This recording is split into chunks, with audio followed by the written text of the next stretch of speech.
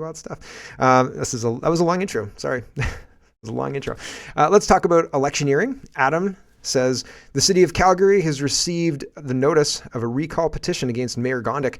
The petitioner has 60 days, February 5th to April 4th, to gather signatures. You need 514,284 signatures to recall the mayor. So that'll be interesting. We'll keep an eye on that story. I'll be interested to see if they're able to get it.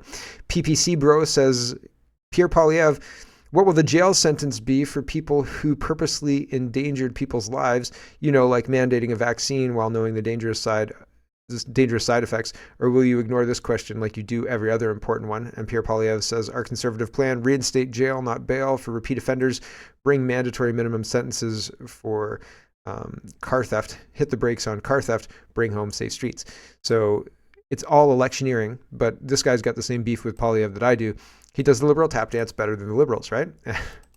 So, and better than ham-fisted Doug Ford. So that's interesting to note. Here's the National Post. They're reporting the cost of the Liberals' affordability cabinet retreat rises to nearly $500,000, updated figures show. So that's pretty interesting. They went to talk about affordability and spent $500,000. Super affordable, right? It was one of the most affordable retreats they've held. Why couldn't they just do it in the Parliament House that we pay for, in Ottawa that we pay for with our tax dollars too, right? Why did they have to do an August retreat in Charlottetown? $50,000 banquet at Trudeau Liberals' affordability cabinet retreat. Total cost approaches $500,000. The late August retreat in Charlottetown wrapped with no new plans or announcements to address housing or affordability. The plan is increase immigration. That's it. That's all we've got. That was it. Here is Mark Gerritsen is trying to dunk on the Conservatives for being pro-Loblaws, I guess. They're trying to get in on Jagmeet Singh's whole you're in bed with the Loblaws CEO thing, I guess, and it's very ineffective. So he says this is the Conservative Party's new logo, right? And it's got the Conservative C with a Loblaws L within it. And it looked kind of dumb. And Jamie says, remember those fridge subsidies from 2019? I remember this because this happened when I ran. And Jamie says, 2019, the Liberal government gave $12 million to Loblaws to help make its refrigerators better for the environment. Right? Hard eye roll there. Holy smoke. Financial Post is reporting post-haste bankruptcies are soaring, but especially in Canada. Business insolvencies in this country jumped the most in 36 years of records, right? That's not good. Business insolvencies in Canada jumped the most in 36 years of records in 2023 as debt costs rose and the economy weakened. The number of businesses that filed for insolvency was the highest in 13 years, according to figures out last week from the Federal Office of the Superintendent of Bankruptcy. Filings rose 35% in the fourth quarter from the third and more than doubled compared to the same quarter a year ago. So businesses are suffering, and I think a lot of that has to do with the Liberal policies. It's on purpose. If the main input costs more, then it costs more overall, and all of those prices impact the consumer. And like going out for dinner, if it was $10 a plate, right, people were more likely to go out. Now it's $25 a plate, and people are less likely to go out, even though the $10 a plate would go up to $15 if you add drinks. And so the $20 a plate goes up to $25 with drinks, right? And so the whole thing is much more expensive, orders of magnitude more expensive. It's not just double. It's like 2.5, 3 times more. So people stop going. And so restaurants that used to thrive because they could put out cheap food can't anymore. They can't afford their staff. They can't afford because they're not doing the volume, right? And so how do you fix that? You fix the economy and stop the inflationary carbon tax, and you stop importing people, and maybe that helps, right? Because it'll bring down the housing prices, it'll bring down the cost of goods because the trucking would immediately be cheaper. Instead, they're increasing the carbon tax. So it's the bad policies that are leading to all this, but they don't care, and they're not interested in changing anything. Laurie Goldstein says, a deal to prop up the Liberals will be off if Ottawa doesn't meet the pharmacare deadline, says Jagmeet Singh. Dan McTeague says, nope, I don't think so. I don't believe a word Jagmeet Singh says either. So I don't think he's far off. Here, we've got to talk about Ukraine. CTV News is reporting Canadians shifting attention away from Ukraine and conservative support is waning. Are people waking up and changing to the PPC as the only party who's opposing any of this? No? Okay. I don't believe conservative support is waning. I don't believe that for 1 second, not even a little bit. Apparently it's done with a survey, an online survey, because they can't call it a poll, because online surveys of 1,000 people do not a poll make. Unacceptable Canadian girl says, I would like to see an itemized list of what has been purchased with the billions of tax dollars that have been sent to Ukraine. Well, I think the list would make you angry. How about that? I would like to see the list too, but it would definitely make me angry. Here is the Liberal Party again, and they're trying to pretend that Ukraine matters to Canadians, and it's a problem that the Conservatives are saying they don't want to fund Ukraine. My only problem is that the Conservatives still want to fund a whole bunch of other useless stuff. While Ukrainians bravely defended our shared values of freedom and democracy, I don't think that this Liberal government knows what the Liberal government is doing. Pierre Poilievre's Conservatives are importing far-right American-style politics and refusing to stand with our ally in a time of need. I don't think Ukraine is our official ally. They're not a NATO country. We're NATO, right? Like, they're not our ally. What are you talking about, our ally? Liberals will continue to stand unwavering in our support. This is a minute of Justin Trudeau. We're not going to finish the whole thing, but I wanted to listen to some of it, because the beginning part here, he's talking about how Canadians are really like for this. It is not true. Nobody that I know is okay with spending a single dime on Ukraine, period. Even 10 cents would be too much. I mentioned the cost to deliver the letter to tell them to just fund their own war. No more money would be coming. Good luck with the peace negotiations. And they say, we have to pay for the stamp. And I think, it's too much. It is a bridge too far. I don't want to send any more money to these people. But Justin Trudeau is pretending like Ukraine is like right next to, well, not Alberta, because he hates Alberta, right next to Quebec. Right? Here's Justin Trudeau very briefly. Obviously, Canada stands extremely strongly with Ukraine for reasons of history, but also for very pragmatic, very, very current reasons of the violation of sovereignty and territorial integrity. This is coming from a man who opened up our borders and is importing 1 million people plus per year and overseeing a housing crisis and affordability crisis, the territorial integrity and sovereignty of their country. Are you kidding me right now? What? The rights of the people to choose their own future. The rights of the people to choose their own future? Like what goes in their bodies? Is sort of the basis of the global system we have that has led to prosperity and peace and stability. Well, that's rich. And opportunity for billions of people. And Putin has launched a direct challenge to that. And what we're seeing in the right in the United States, but what we're also, I think, seeing in the far right in Canada is a de-emphasis of that. I mean, to watch the Conservatives vote against something that President Zelensky explicitly asked. Who cares what Zelensky asks for? I think that it's interesting that Justin Trudeau is using Ukraine as a wedge, right? Like, here's who we have to support now, and if you don't support them, you're a far-right American anti-freedom person. But like, he's the one who brought horses against the freedom fighters in Ottawa, right? So it's rich coming from Justin Trudeau. Jonathan Kay is responding to this Edmonton Journal article.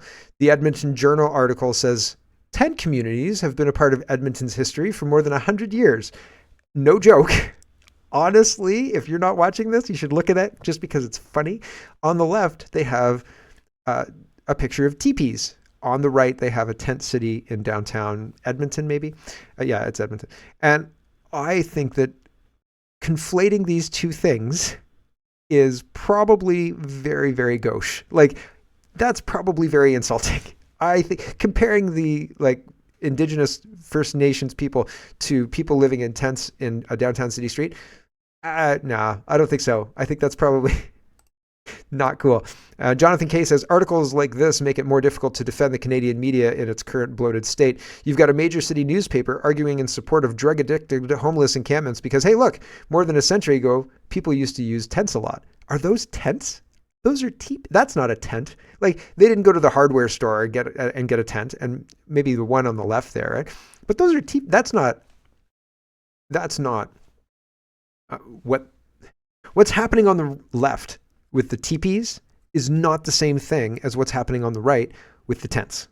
It's not. And that argument falls flat, in my opinion. And so they should be ashamed of themselves. And comparing these two things is offensive. It's it's jaw-dropping. It's kind of funny, but it's crazy that they want to be taken seriously. Michael Cooper says breaking Prime Minister Trudeau, a proven liar, claimed he had no knowledge of the invitation and honoring of an SS soldier in the House of Commons. The Globe and Mail now reports that Prime Minister Trudeau invited this individual to his official reception. Prime Minister Trudeau exposed as a liar yet again. He knew all along. So this is all in Ukraine. This was probably in the wrong spot, but this is Ukraine. And when Hunka was invited to the House of Commons to do his little thing, Justin Trudeau met with him, and I showed pictures of that because his family posted pictures of that. And so it's weird. It's weird to have the media all of a sudden say, do you know that Justin Trudeau knew? Yeah. Yep, he knew. He was well aware of the whole thing. Alan's responding to the Globe Politics. Prime Minister invited Waffen SS veteran Hunka to his official reception for Zelensky. And Alan says, ever get the feeling that no one in this government knows anything or cares to find out? Yeah, it was widely, I'm sure I could bring it up, but I don't have the time this morning. I've got other things I need to do. So it's wild that nobody cares. It's pretty incredible. And nobody really cared then. And if they did care, it wasn't widely publicized. And now that they have a report that says it, they can report on it as fact. And still, the news article, this story is going to disappear in the news cycle within less than half a day, I would say. Nobody's going to get in trouble for this. Nobody's going to lose their job, right? No speakers are going to step down because they've got Ferguson there.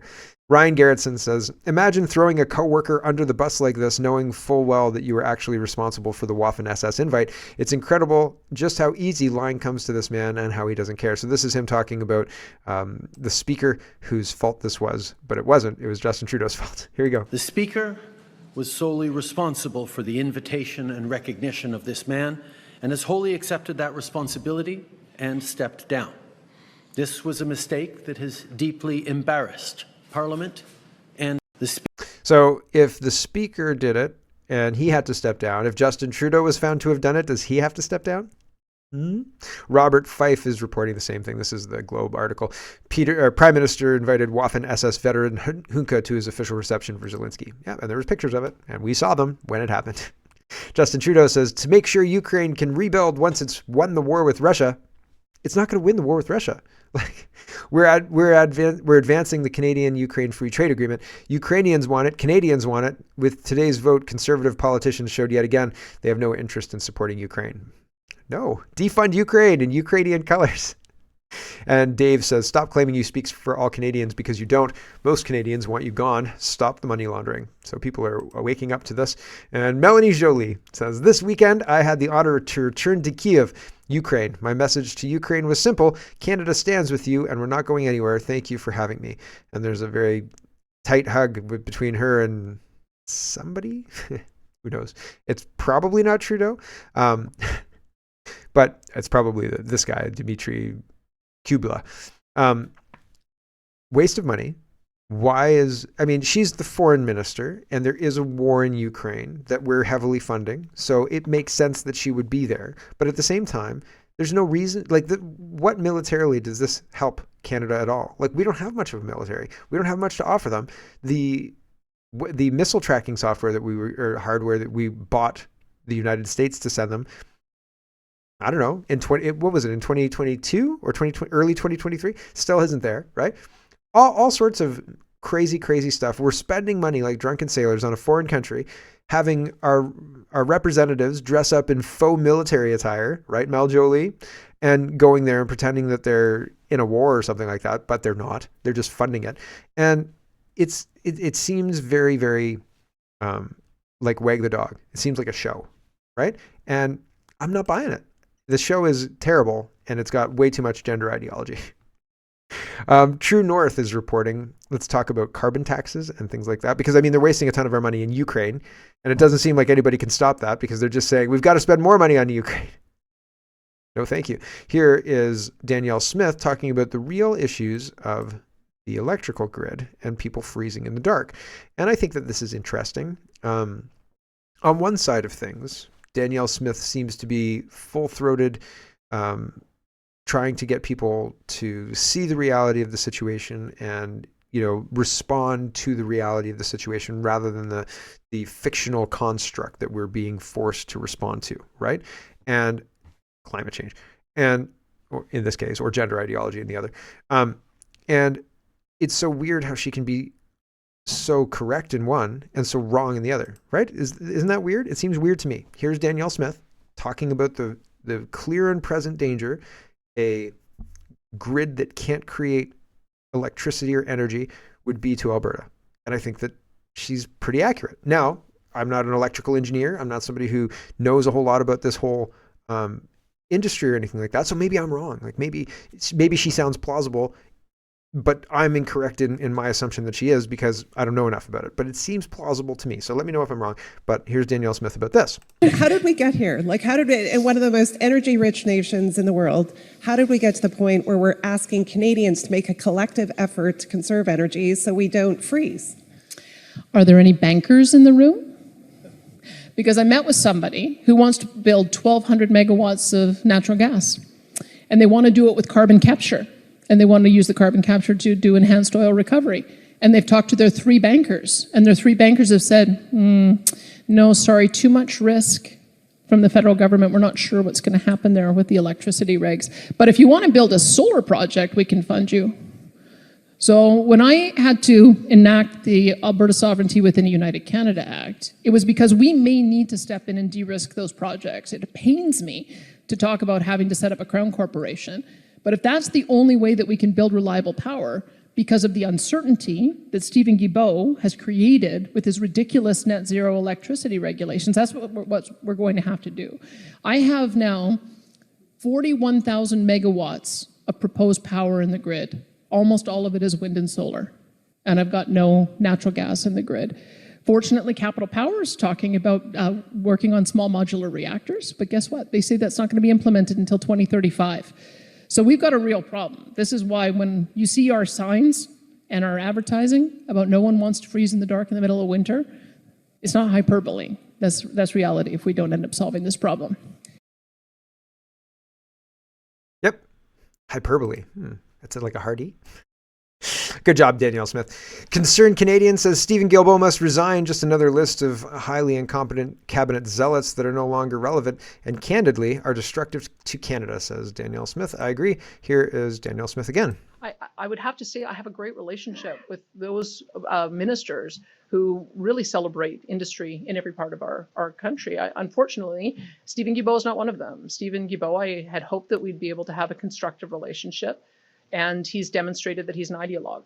He doesn't listen. He doesn't honor the Constitution. He ignores court judgments, and he continues barreling ahead, even though his actions are illegal. So I'm very hopeful. I've said this before. I'd like to see a change in the Environment Ministry so that we can reset our relationship. But I do believe that that's part of the problem, is that there is one extraordinarily ideological member of that cabinet who seems to be running the show. And I don't know why the Prime Minister hasn't reined him in, because he's causing national unity problems.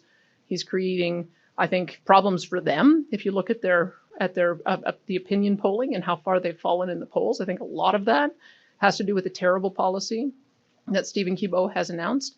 And I'm looking for an opportunity to find more ways to collaborate. There you go. And she opened up an office in Ottawa to do just that, right? Dan McTeague is responding to Laurie Goldstein again on Laurie's editorial. Laurie says, $200 billion spent on climate action. For what? A fair question to ask is, how's this going? The answer is, we don't know.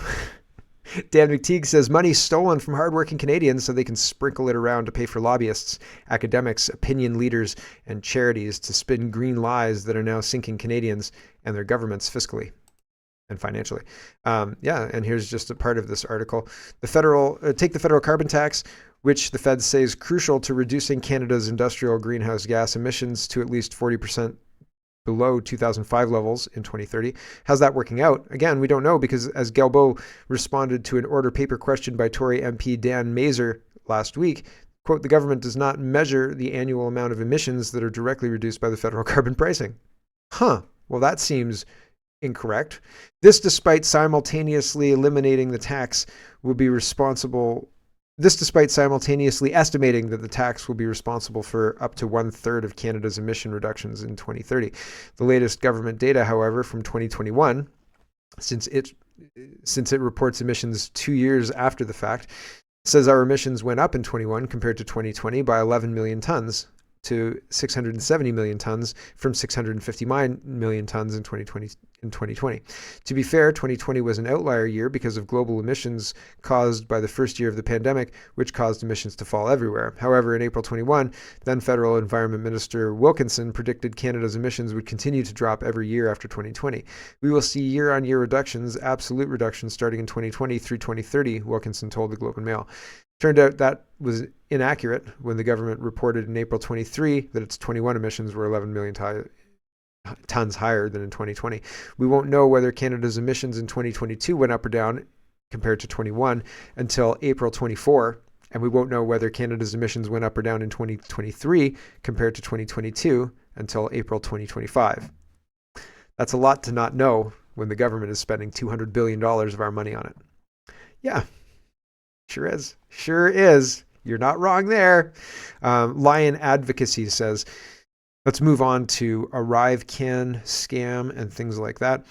It seems the reason ArriveCan ended on September 30th had nothing to do with science nor safety. It had to do with a time-limited privacy impact exemption that the Treasury Board Privacy Commissioner granted to the Public Health Agency of Canada on May 4th, 2021. And that expired on September 30th. Why would an app that collects data about folks' names, addresses, cell phone, email, job status, developed by a mysterious group of expensive consultants, need an exemption to a privacy impact assessment? Why didn't it want a typical oversight? How and with whom was it sharing the data? Here's a link to the full ATIP, where the Treasury Board Information Commissioner granted the PHC a time-limited privacy impact assessment waiver ending on September 30th, 2022. Once PHAC would have had to account for privacy issues, it abandoned the app. And for your information, Kiki says, Canadian government retains all data captured by the ArriveCan app for 2 years. PHAC is given private data and is mandatory for all travelers to submit one in order to gauge future waves from those travelers chosen for their low-vax country status.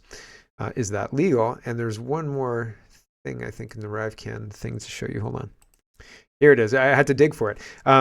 Lion Advocacy is talking about how they had to end it on the 30th, and the reason they had to end it was the privacy. But publicly, this is what they said. The last emergency order expired on September 30th, with the Government of Canada announcing its decision to end the COVID-19 entry restrictions, including testing and quarantine requirements.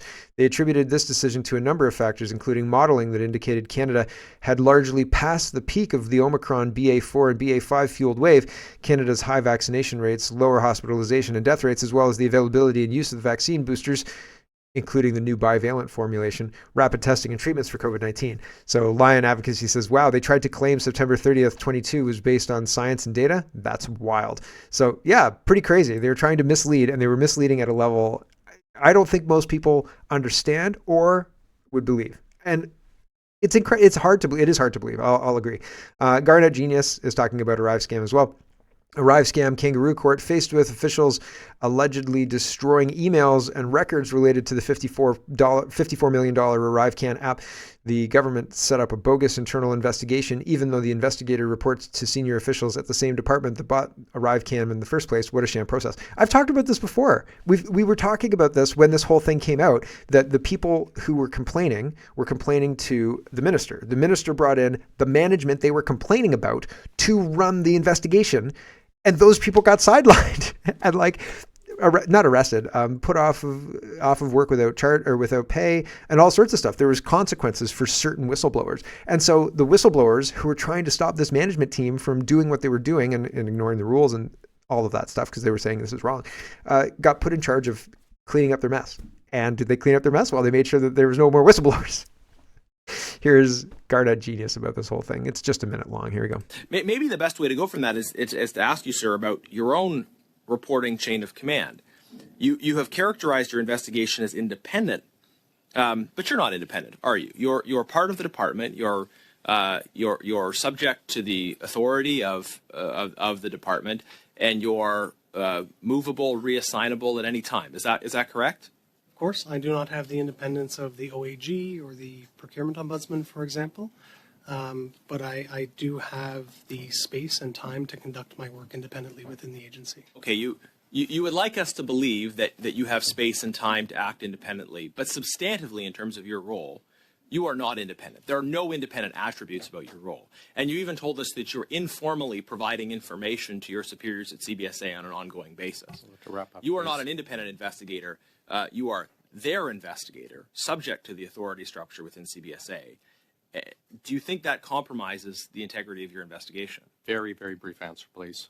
It is normal for departments to investigate matters that occurred within their departments. Right. We always investigate ourselves. That's how we find everything's fine. Tickety-boo. Next question. No, we don't look at that. Nope. Next question. Wall Street apes. Now, this guy is advocating for a tax revolt, and he says that the IRS, so his basic premise is if enough of us revolt, the IRS won't be able to arrest all of us. And the Freedom Convoy is the example of the response, okay? They don't arrest all of you. They arrest a small number, and they make a very public, very lengthy example of you, okay? And if you're that guy or gal, that sucks, right? And there's a bunch of them because it's not just one. Tamara Litch, Chris Barber, the Coots guys, the one guy doing the 10 months in prison for going over the pylon. But he's saying we should do a tax revolt. The IRS will be so overwhelmed, and if we do a tax revolt, we're legally in the right because the government is behaving illegally. While I think he's correct, what will happen is, unfortunately, either not enough people will do it, or people will do the tax revolt without, I call it leading the dance.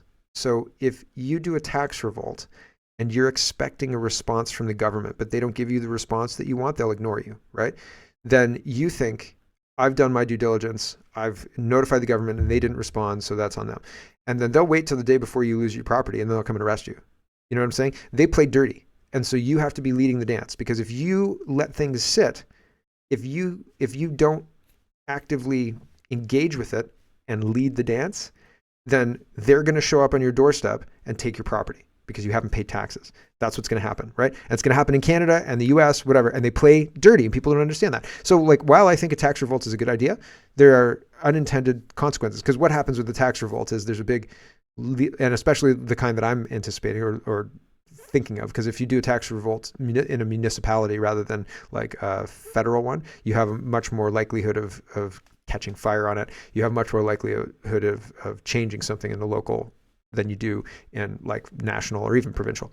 And so when you have a situation where you have some people who are getting in on it and some people who aren't, then like they're going to make an example of you, but there's time. Like if you don't pay your property taxes, they're paid yearly, right? So like just take 2022 or whatever, 23, 24, it doesn't matter.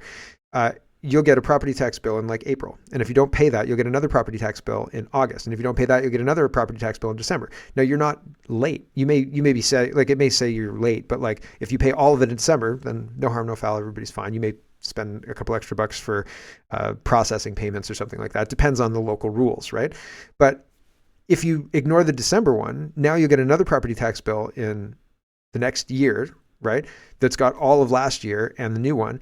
And you'll be told, there'll be some kind of notification, but all of this is just automatic. Like you're flagged on some system somewhere and they understand that you're not paying your taxes. Even if you've informed them, you're flagged on the system. But the lag time between you not paying your taxes and them responding to it is long. People forget. And so it's ineffective, or it has potential to be ineffective if people aren't leading the dance. If people aren't saying, we're coming and we're doing court on this day, we're doing this for this purpose, leading the dance, right? And even then, if you are leading the dance, I'm not saying you're guaranteed to win. I'm not saying you're going to win and you're going to take over and remove these bad players by withholding your taxes. Like, I don't know. I really don't know. It seems like that's one way to protest, an effective way, because if you starve them of the money, they can't do anything. They can't spend it, right? I mean, I guess they could print it if they're in charge of the bank, and they could print it and spend it. But if you don't send any taxes, then you're at an impasse, and that's a problem for the government, right? And if there's a tax revolt, it's hard to convince people that they were reelected, right? So anyway, the tax revolt idea, I really like it. I think that it would be effective locally in order to force a conversation and not be ignored. However, there are problems with it because it takes a long time to respond for the municipality, and people will be manipulated. People will be told lies. There will be so many things that happen. So it's hard, man. It's hard, but the whole thing is hard. So Canadian Grocer is reporting, company behind lab-grown milk protein says, or eyes Canadian animal-free dairy market. The company says the protein is equivalent to its cow-derived counterpart. An Israeli food tech company says it's now has the green light to sell its lab-grown milk protein to dairy manufacturers and food companies in Canada. Ooh. Remilk said Monday. Remilk? Ooh. Said Monday it received a letter of no objection from Health Canada. A letter of no objection? Frame that thing. What's that? That's our letter of no objection. They're not objecting? High five. From Health Canada regarding its version of the BLG protein, which can be used as a non-animal source ingredient in products that look and taste like traditional milk, cheese, yogurt, and ice cream. The protein is equivalent to its cow derivative or derived counterpart, but no animals are involved in its creation, though a process called precision fermentation, the company said, through a process called precision fermentation, the company said, adding that it's seeking a Canadian partner to help launch and distribute its product. Oh no. Oh no, business opportunity. Excuse me. Apparently, Nicaragua is taking the UK and Canada to the ICJ. Nicaragua initiated legal action on Monday, bringing Germany, the United Kingdom, the Netherlands, and Canada to the International Court of Justice. The government accuses them of complicity in the Gaza genocide by supplying weapons to the Israel occupation. That's interesting. I don't know how that's going to play out, but it seems interesting, and things are moving in the world constantly, right? Who knows? It's interesting that Gaza can be flattened, like completely militarily flattened, and that seems okay to people. But the having a broader conversation about anything before October 7th, intolerable, right? Like, okay, weird. Hello, everyone. Thanks very much for watching. This is just a short version of a longer show. If you'd like to get the whole show, you can go over to CanadaPoly.com and sign up for a subscription. Just look in the drop-down tab for Shop and Donate and look for subscriptions, and you'll get immediate access to the full show. Love to see you. Thanks for watching, everybody. Have a wonderful, wonderful